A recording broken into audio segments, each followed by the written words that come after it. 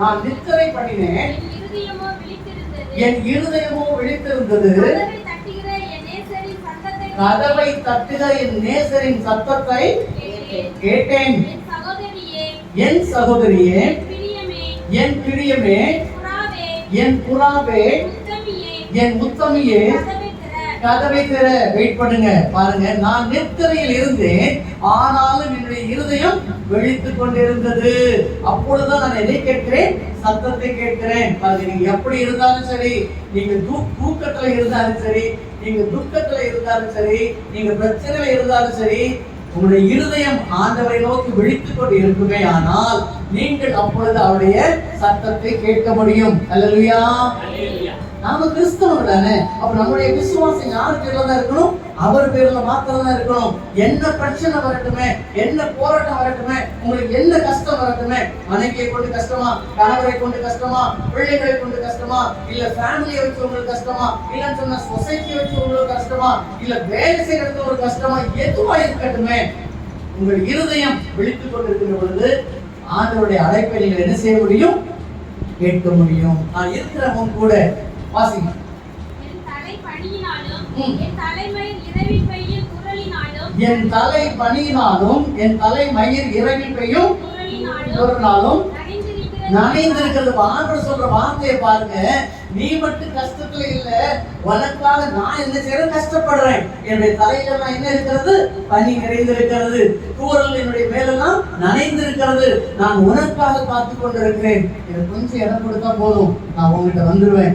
அதுக்கப்புறம் உனக்கு ஒரு பிரச்சனையும் இல்லை. அல்லேலூயா. வாசிங்க.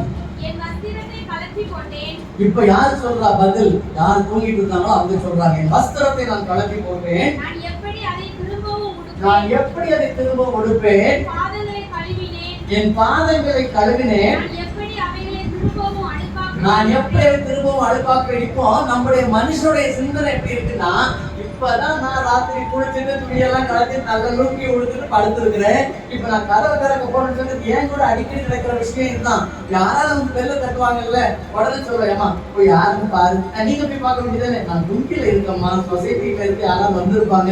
பின்ன படபடன்னு போவோம், எல்லாம் போட்டு துணியை போட்டு டிஷர்ட்டை போட்டு அதுக்கப்புறம் வந்து கதவை திறக்கிறது. இப்ப அதே பிரச்சனை தான் அங்கேயும். எப்படின்னு சொன்னா, நான் இப்பதான் துணியை கலத்திருக்கிறேன், நான் எப்படி துணியை போட முடியும்? அடுத்தது பாருங்க, இப்பதான் நான் தூங்குறதுக்கு முன்னாடி காலெல்லாம் சுத்தமா கழுவிட்டு பெட்ல வந்து படுத்திருக்கிறேன். பிள்ளைங்களுக்கு இதெல்லாம் சொல்லி கொடுக்குறீங்க. எத்தனை பிள்ளைங்க காலை கழுவாம பெட்ல படுக்கிறாங்க? இன்னைக்கு எத்தனை பிள்ளைங்க அப்படியே அழுக்கு துணியோட சாயங்காலம் வந்து உறங்கிடுறாங்க? தெளிவா வேதாகமத்துல ஒவ்வொரு காரியங்களும் நமக்கு சொல்லி கொடுக்கப்பட்டிருக்கிறது. நாம் நம்முடைய பிள்ளைகளுக்கு இதெல்லாம் சொல்லி கொடுக்கணும். ராத்திரி தூங்கத்தானே போறேன், எப்படி வேணாலும் தூங்குவேன், காலையில இருந்து குளிப்பேன், அப்படி இல்லை. நிறைய காரியங்கள். அப்போ ஆண்டவர் வந்து நிற்கிறாரு. நாம ஒரு சில காரணத்தை என்ன செய்யணும்? அங்க சொல்றோம். அதை திறக்க உடனே முடியாது. வாசிங்க. என் நேசர்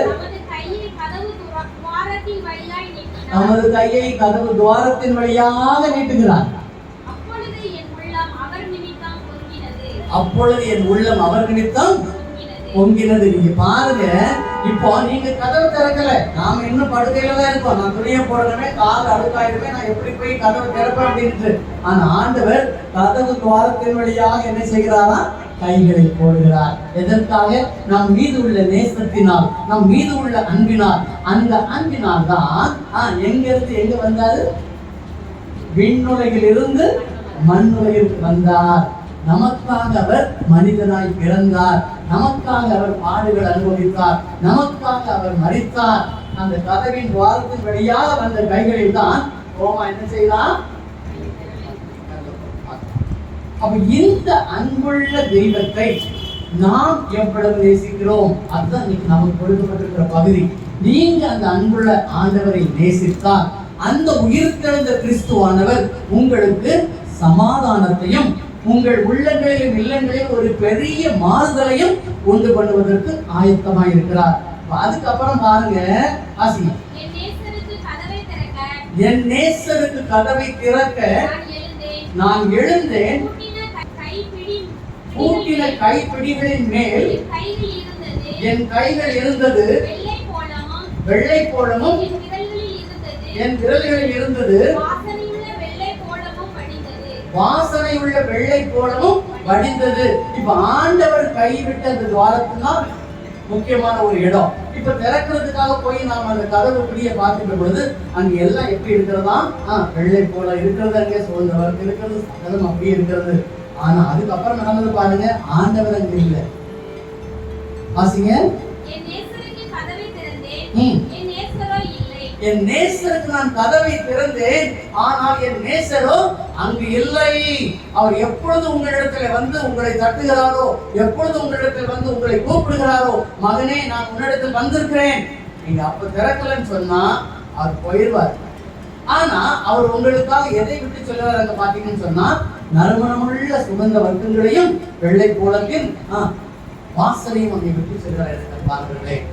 அதே போலதான் உயிர்த்தெழுந்த ஆண்டவர் நமக்காக எதையெல்லாம் செய்கிறார் என்பதை சற்று சுருக்கமாக நாம் சிந்திப்போம். சரியா?